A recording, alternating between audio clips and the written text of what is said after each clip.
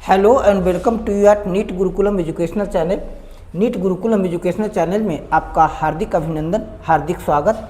बच्चों को ढेर सारा प्यार और आपकी सफलता की शुभकामनाएं।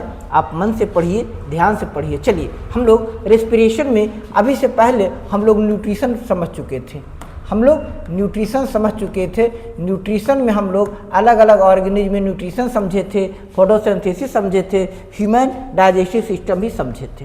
हम लोग एक बात समझे थे कि जो हमारे बॉडी में फूड का डाइजेशन होता है, क्या समझे थे? हमारे बॉडी में फूड का डाइजेशन होता है तो डाइजेशन का एंड प्रोसेस ग्लूकोज होता है, जिसे स्मॉल इंटेस्टाइन का विलाई एब्जॉर्ब करता है। स्मॉल इंटेस्टाइन का विलाई एब्जॉर्ब करता है और उसे ब्लड में मिला दिया जाता है। अब प्रश्न यह है कि ब्लड में जो ग्लूकोज मिलता है, अब उस ग्लूकोज का क्या होता है? ब्लड में जो ग्लूकोज मिलता है उस ग्लूकोज का क्या होता है?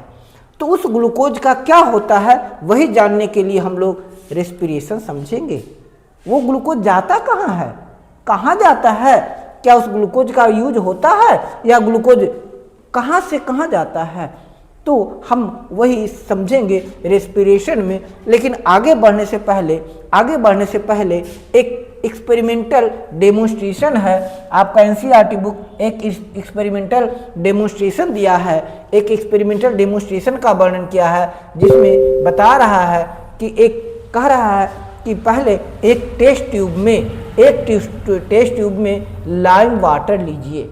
लाइम वाटर कुछ नहीं है, कैल्शियम ऑक्साइड यानी चूना है, प्लस वाटर यानी चूने को आप पानी में घुला लीजिए। तो ये एक्सोथर्मिक प्रोसेस है, यानी क्या होगा, फिर आपको मिलेगा लाइम वाटर मिलेगा और प्लस ढेर सारा एनर्जी रिलीज होगा। देखते हैं, जब चूने को, लाइम वाटर को, कली चूना को जब आप पानी में डालिएगा तो वो उबलने लगता है, खौलने लगता है, क्योंकि एक्सोथर्मिक प्रोसेस है। वो क्यों उबलता है? क्योंकि जो यहाँ से ऑक्सीजन मोलिक्यूल हटता है और उसके में हाइड्रोजन मोलिक्यूल ऐडअप होता है, वाटर ऐडअप होता है। खैर, वो बात की बात है।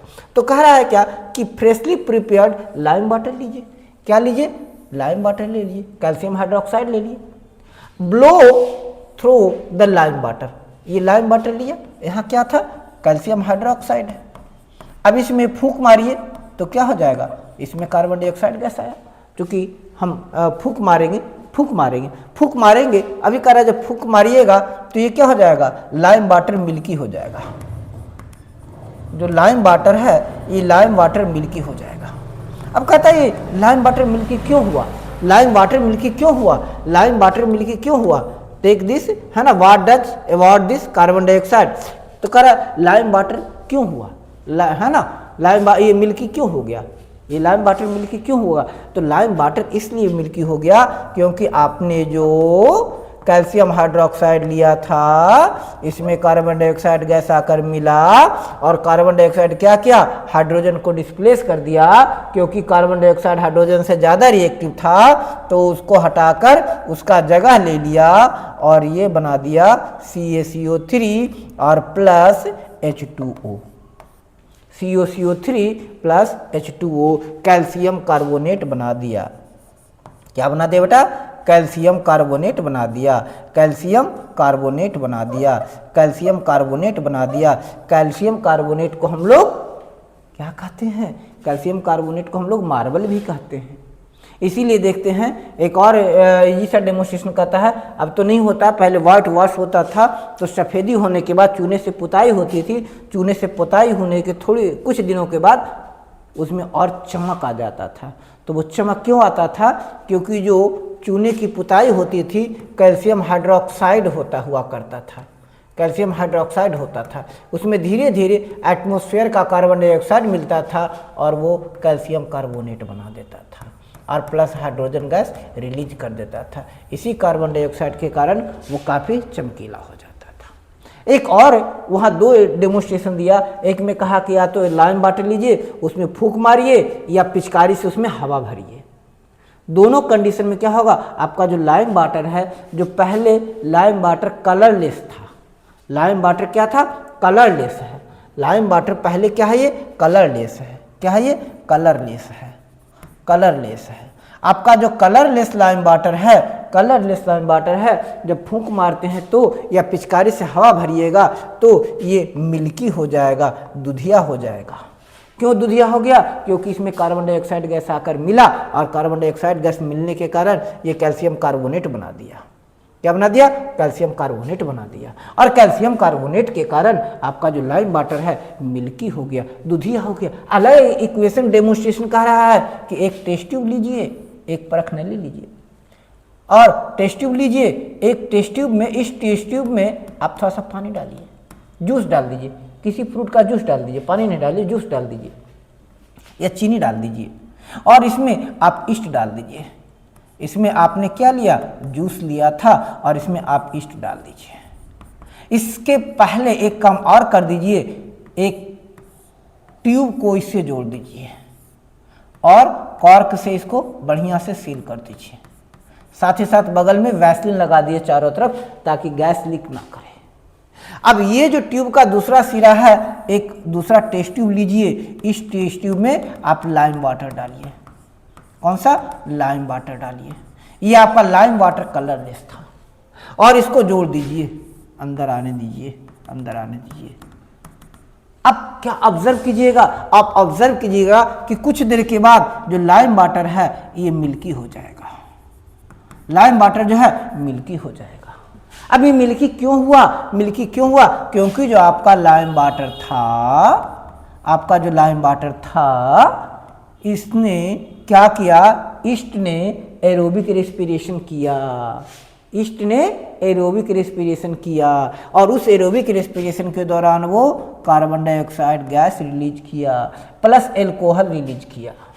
तो कार्बन डाइऑक्साइड जो रिलीज किया, यह कार्बन डाइऑक्साइड कैल्शियम हाइड्रोक्साइड में मिला और ये कैल्शियम कार्बोनेट बना दिया प्लस हाइड्रोजन गैस रिलीज कर दिया। कैल्शियम कार्बोनेट बना दिया प्लस हाइड्रोजन गैस रिलीज कर दिया। यही इसी कैल्शियम कार्बोनेट के कारण लाइम वाटर मिल्की हो गया।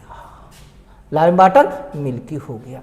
इस तरह के फिगर को ध्यान से समझिएगा क्योंकि आपका बोर्ड में इस तरह का क्वेश्चन पूछने लगा है। बोर्ड इस तरह का क्वेश्चन पूछने लगा है तो डायग्राम बना देगा, डायग्राम बना कर दे देगा कि आइडेंटिफाई ए बी, ऐसा कुछ कर देगा, ऐसा कुछ कर देगा। चलिए, तो ये भी ईस्ट वाला भी डेमोन्स्ट्रेशन वही था। इसमें क्या कह रहा है? क्या कह रहा है? सम फ्रूट जूसेस, जूस और sugar solution and add some yeast जोड़िए, take this mixture to test tube में डालिए, फिटेड विद 1 होल्ड कॉर्क से डालिए, कॉर्क को एक बेंट ग्लास ट्यूब से जोड़े रखिए और इसको फ्री इंड को कहाँ जोड़िए? टेस्ट ट्यूब में जिसमें फ्रेशली प्रिपेयर्ड लाइम वाटर है। चेंज को ऑब्जर्व कीजिए। अब क्या देखिएगा? क्या देखिएगा? लाइम वाटर में कैसे चेंज हो रहा है, कब चेंज हो रहा है, क्यों चेंज हो रहा है? तो कह रहा है, ये क्या बता रहा है? फर्मेंटेशन के दौरान प्रोडक्ट के बारे में कह रहा है। जब फर्मेंटेशन होता है तो फर्मेंटेशन के दौरान कार्बन डाइऑक्साइड गैस निकलता है। फर्मेंटेशन के दौरान कार्बन डाइऑक्साइड गैस निकलता है। आगे क्या कहता है? Food material taking during the process of nutrition is used in the cell to provide energy for various life processes. हम लोग जो कुछ भी फूड मटेरियल लेते हैं, कोई भी ऑर्गेनिज्म कुछ भी फूड मटेरियल लेता है, कुछ भी खाता है, वह फूड उसके सेल में जाता है और सेल उसके बॉडी का सेल लाइफ प्रोसेसेस के लिए एनर्जी प्रोवाइड कराने में हेल्प करता है। वो ऑर्गेनिज्म जो फूड खाता है, जो कुछ भी फूड खाता है, उस फूड का ऑक्सीडेशन होता है, और ऑक्सीडेशन के प्रोसेस के दौरान एनर्जी रिलीज होता है और ये एनर्जी अदर लाइफ प्रोसेस में काम होता है।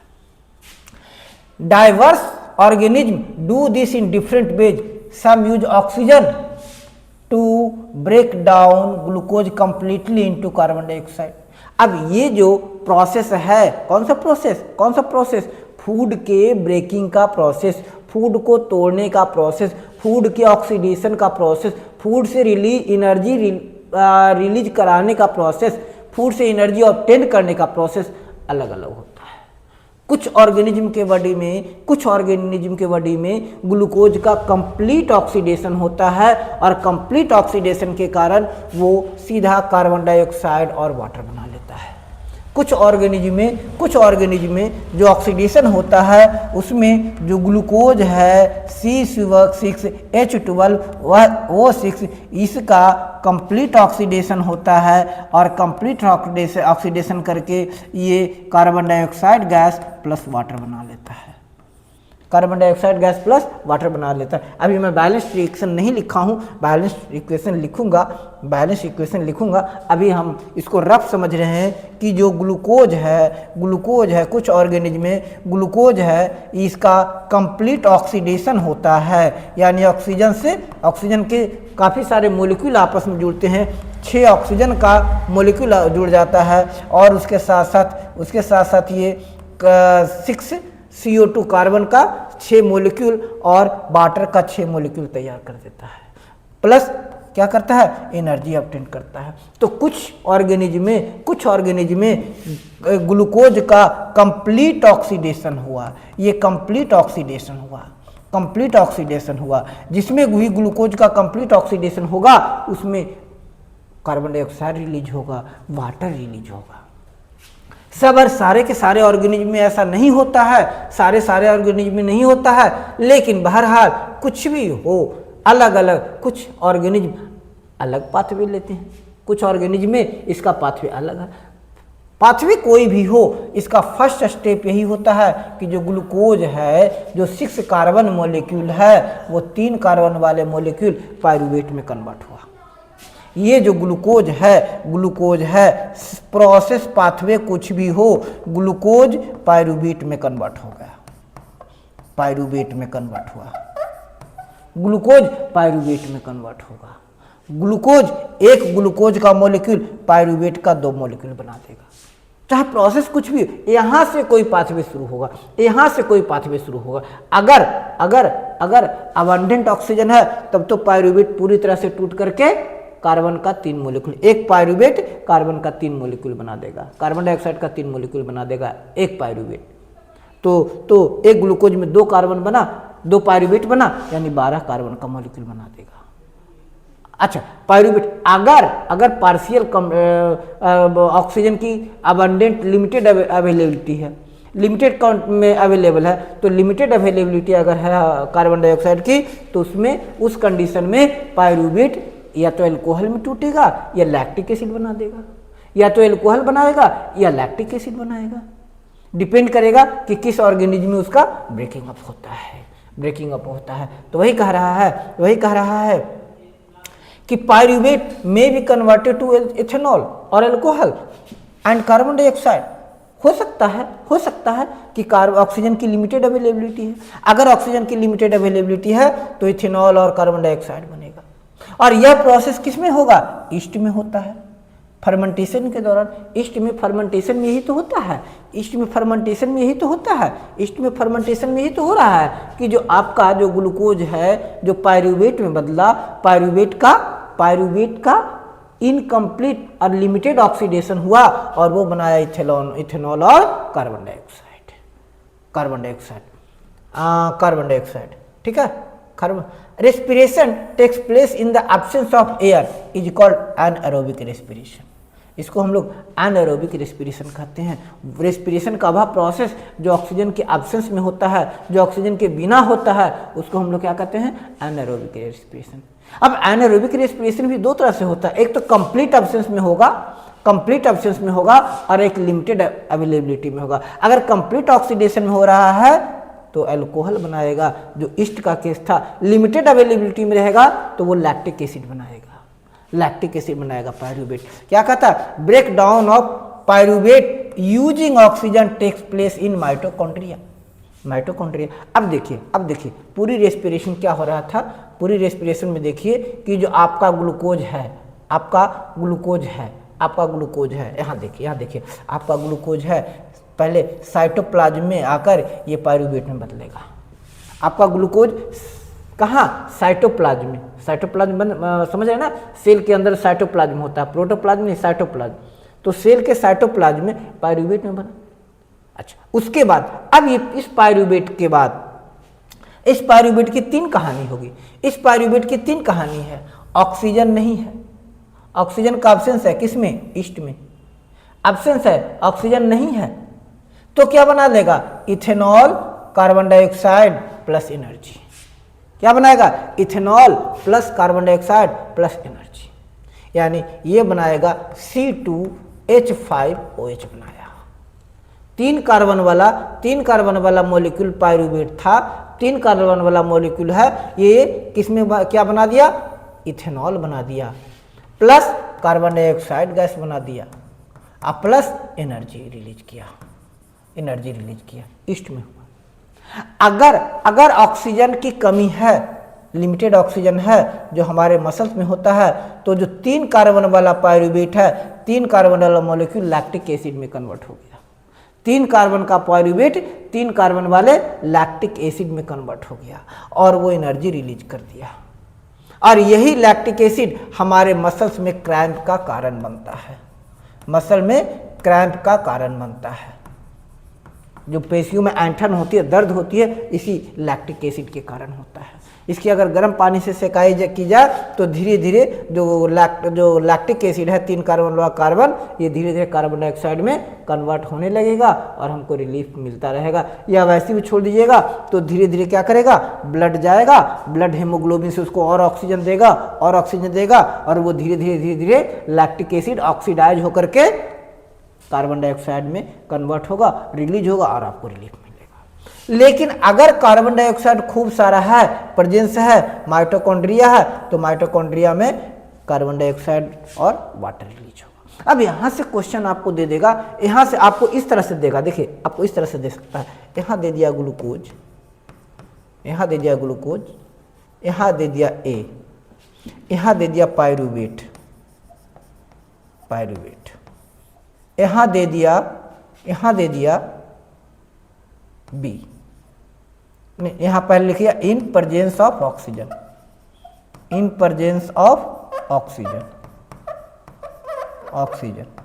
और यहाँ दे दिया बी, और यहाँ दे दिया carbon dioxide gas plus water plus energy.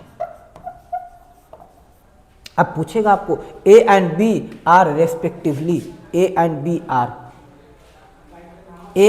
Are, तो अब आपको ध्यान रखना इस रिएक्शन को बढ़िया से ध्यान रखना है, क्या ध्यान रखना है, ए के जगह पर क्या आ गया, इन साइटोप्लाज्म, ये साइटोप्लाज्म में होता है। ये क्या हो रहा है, ये कहाँ हो रहा है, इन माइटोकॉन्ड्रिया। तो आपको ध्यान रखना है कि ग्लूकोज पायरुवेट में साइटोप्लाज्म में बदलेगा, जबकि ये पायरुवेट कार्बन डाइऑक्साइड में माइटोकॉन्ड्रिया में बदलेगा। आगे कह रहा है the process breaks up in 3 carbon pyruvate molecule to give 3 molecules of carbon dioxide.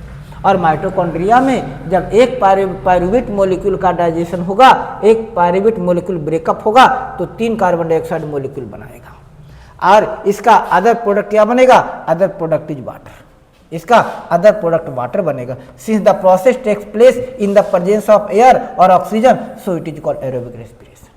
अब ये जो प्रोसेस लेगा, कौन सा प्रोसेस, लास्ट वाला प्रोसेस, कौन सा प्रोसेस लिया कि पायरुवेट का कार्बन डाइऑक्साइड और वाटर और एनर्जी में बदलना, पायरुवेट का कहाँ कार्बन डाइऑक्साइड वाटर और एनर्जी में बदलना, ये ऑक्सीजन की अबेंडेंट अवेलेबिलिटी में होता है, इसीलिए इसको एरोबिक रेस्पिरेशन कहते हैं। And also the release of energy in the aerobic respiration is greater then in anaerobic respiration. जहां अनएरोबिक रेस्पिरेशन होगा, अनएरोबिक रेस्पिरेशन में जो अनएरोबिक रेस्पिरेशन हुआ था, है ना, यहाँ पर 2 ATP ऑफ एनर्जी मोलिक्यूल होगा, 2 ATP होगा, जबकि यहाँ पर 32 ATP ऑफ एनर्जी रिलीज होगा, यानी एनर्जी बहुत बड़ी मात्रा में मिलेगा। Sometimes when there is lack of oxygen in our muscle cell, कभी कभी हमारे मसल्स में जब ऑक्सीजन की कमी होती है, ये तब होती है जब हमारा बॉडी छूटा रहता है, हम ज़्यादा दौड़ते हैं।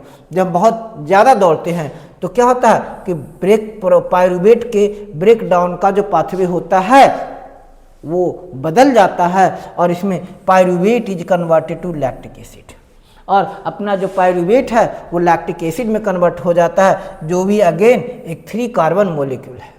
This buildup lactic acid into our muscles during such activity causes cramp. और ये जो इस दौरान जो एनर्जी होता है 3 कार्बन का जो पायरूवेट मॉलिक्यूल बनता है, इसके कारण क्रैम्प होता है, क्रैम्प होता है, ऐंठन होता है। तो ये कब होता है? जब when there is limited availability of energy oxygen in our body, जब बॉडी में ऑक्सीजन की लिमिटेड अवेलेबिलिटी होती है, सीमित मात्रा में ऑक्सीजन उपलब्ध होता है, तो उस केस में क्या होता है, ग्लूकोज का कंप्लीट ऑक्सीडेशन नहीं हो पाता, वो कार्बन डाइऑक्साइड में नहीं बदल पाता है, वो लैक्टिक एसिड में बदल जाता है, और वह लैक्टिक एसिड हमारे बॉडी में क्रैम्प का कारण बनता है, पेशियों में ऐंठन का काम बनता है। The energy released during cellular respiration is immediately used to synthesis a molecule called ATP. अब इस दौरान जो हमारा रेस्पिरेशन के दौरान जो एनर्जी रिलीज हुआ, यह एनर्जी तुरंत कौन सा बनाता है? एटीपी मॉलिक्यूल बना देता है।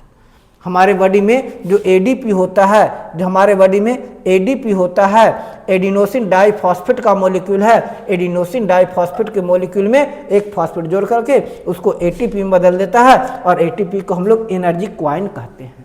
ये हमारे बॉडी के जितनी भी सेलुलर एक्टिविटीज हैं, सेलुलर एक्टिविटी के लिए एनर्जी प्रोवाइड कराता है।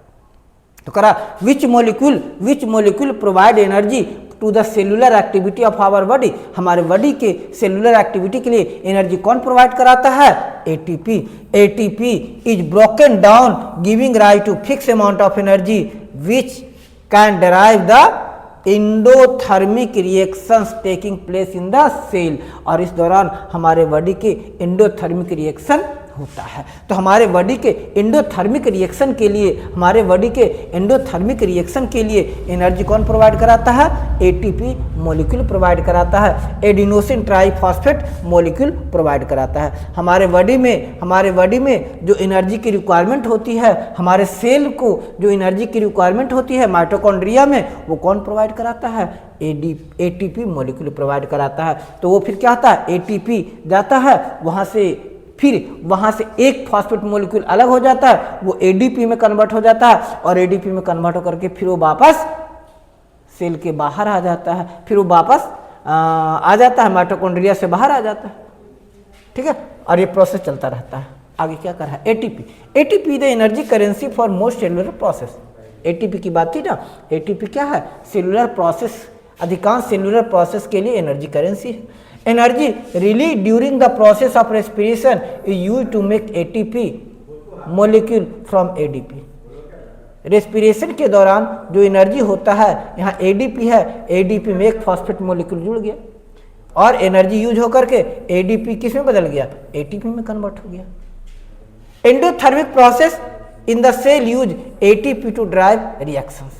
अब ये जो एटीपी का जो एनर्जी है, फॉस्फेट एक्स्ट्रा फॉस्फेट मॉलिक्यूल है, ये फॉस्फेट मॉलिक्यूल वहाँ टूटता है, चूंकि इसे एनर्जी निकलता है, और यह एनर्जी हमारे सेलुलर रिएक्शंस को कंप्लीट करने में हेल्प करता है।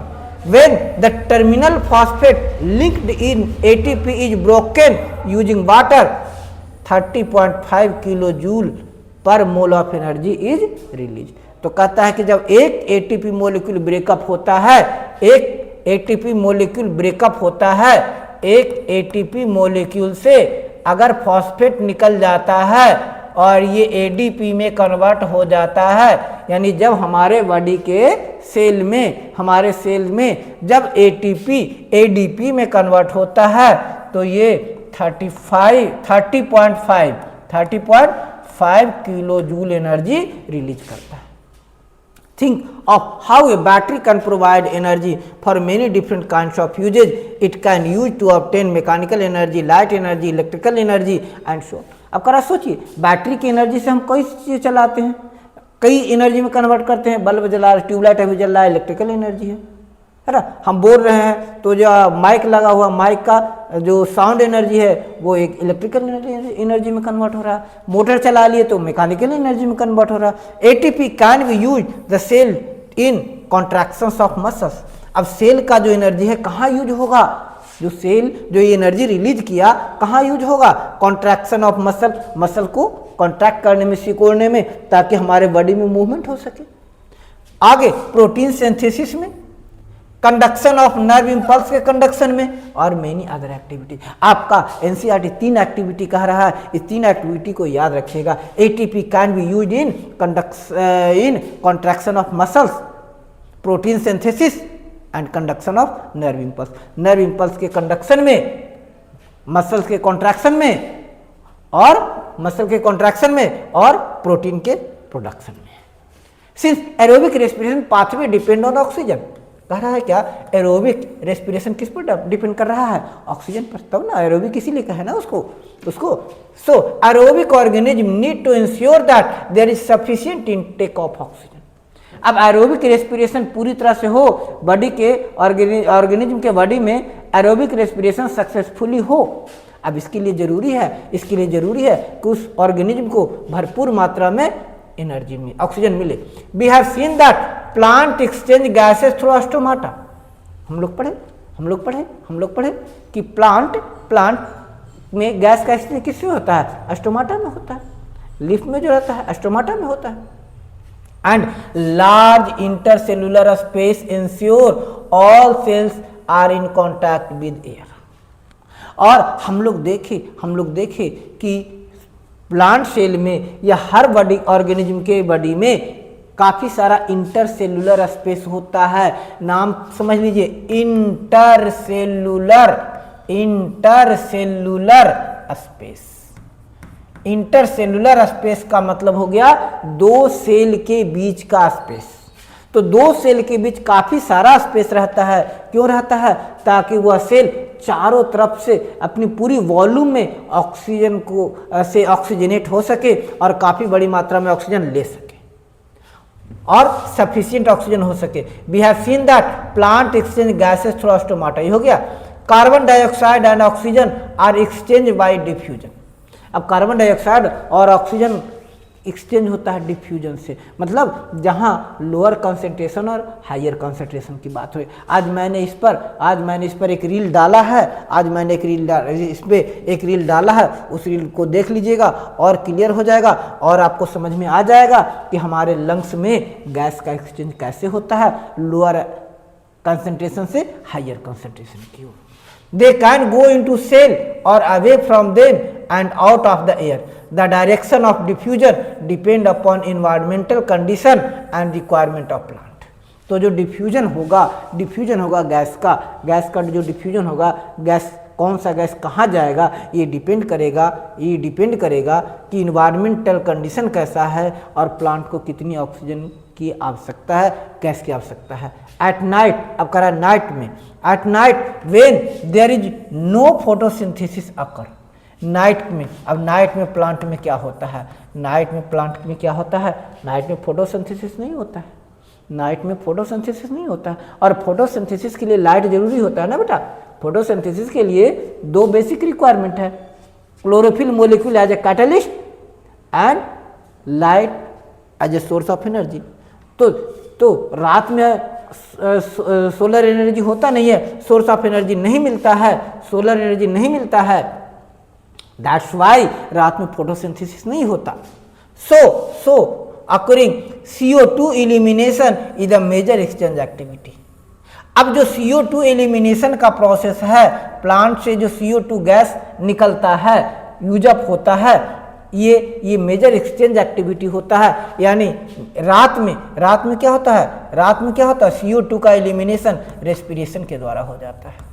दिन में तो क्या होता है, दिन में तो फोटोसिंथेसिस होता है, तो फोटोसिंथेसिस के द्वारा कार्बन डाइऑक्साइड एलिमिनेट होता है और क्या बना लेता है, ग्लूकोज बना लेता है। लेकिन रात में सोलर एनर्जी होता नहीं है, तो रात में चूंकि सोलर एनर्जी नहीं होता है, इस कंडीशन में रेस्पिरेशन होता है, तो CO2 एलिमिनेशन नहीं हो पाता है।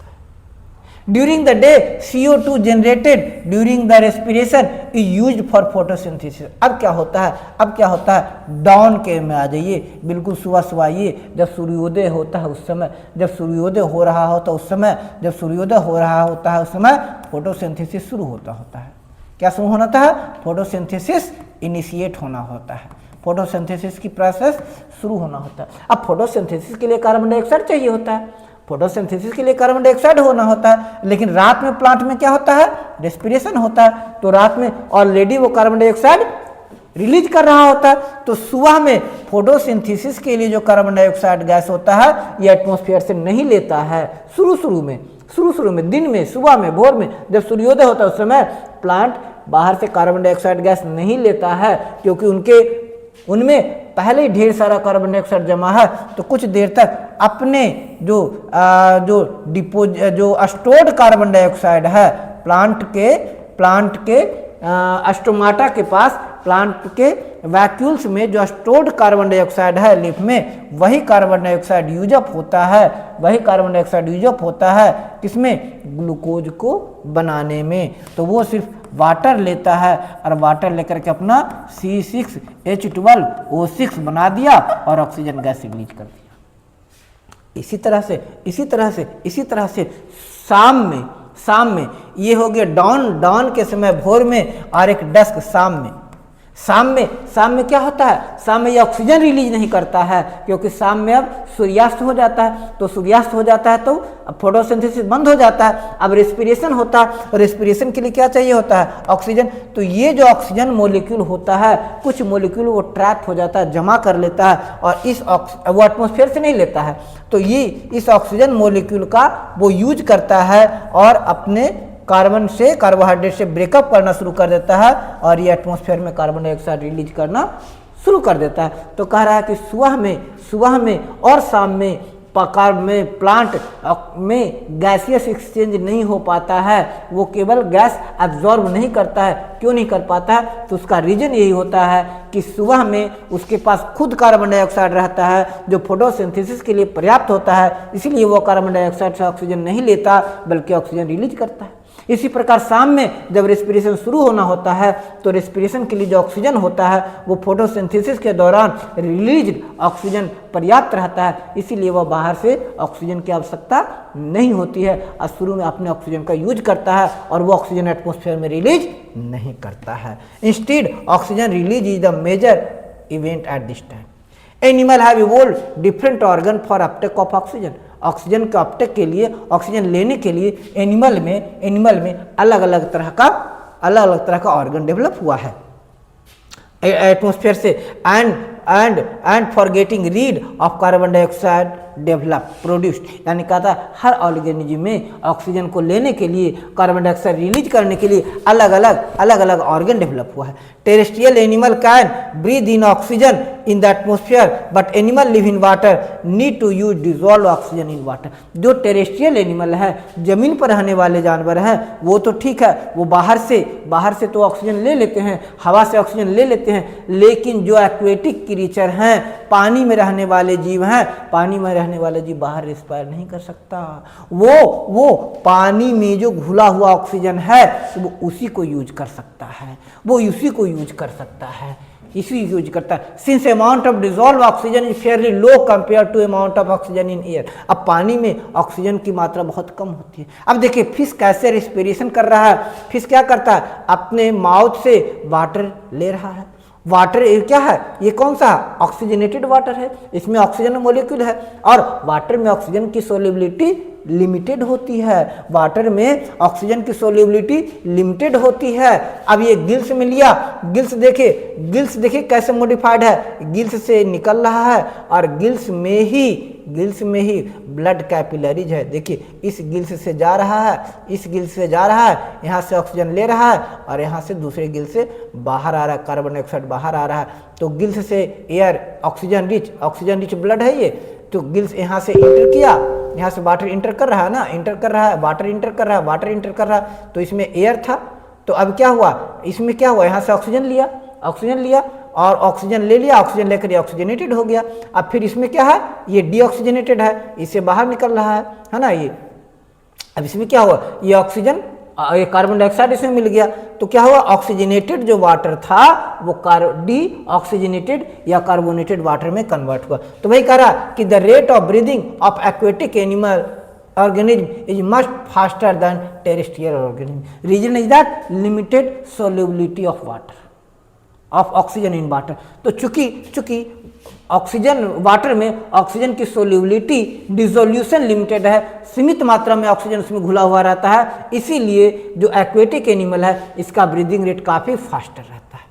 Fish takes in water through their mouth and force it gills where dissolve oxygen is taken up by the blood, है ना। ये गिल्स है ना, गिल्स के बाहर क्या है, ब्लड कैपिलरीज और ब्लड वेंस है, कैपिलरीज है, ये गिल्स है, ये गिल्स है, ये गिल्स है ना, यहाँ से आया, ये गिल्स है, ये गिल्स है, तो ये गिल्स के चारों ओर ही ब्लड वेसल्स होते हैं। तो गिल्स से क्या होता है, ये आया एयर इस गिल से होता हुआ पार हो रहा है, इस गिल के आर पार हो रहा है, ये गिल का अंदर का हिस्सा होता है। तो गिल्स के अंदर क्या है, गिल्स के अंदर क्या है, कैपिलरीज है, ब्लड कैपिलरीज है, वैन्यूल्स और आर्टियोल्स हैं, और इसे हेमोग्लोबिन दौड़ता रहता है। तब क्या हो रहा है, जैसे ही एयर पास होता है, एयर पास हुआ, ये क्या हुआ, जो पानी में वाटर में डिजोल्व ऑक्सीजन है उसको ले लिया और कार्बन डाइऑक्साइड छोड़ दिया। Terrestrial organism use oxygen in atmosphere for respiration. Oxygen is absorbed by different organism in different organs in different animal. हर एनिमल की ऑर्गन ऑफ रेस्पिरेशन अलग अलग है।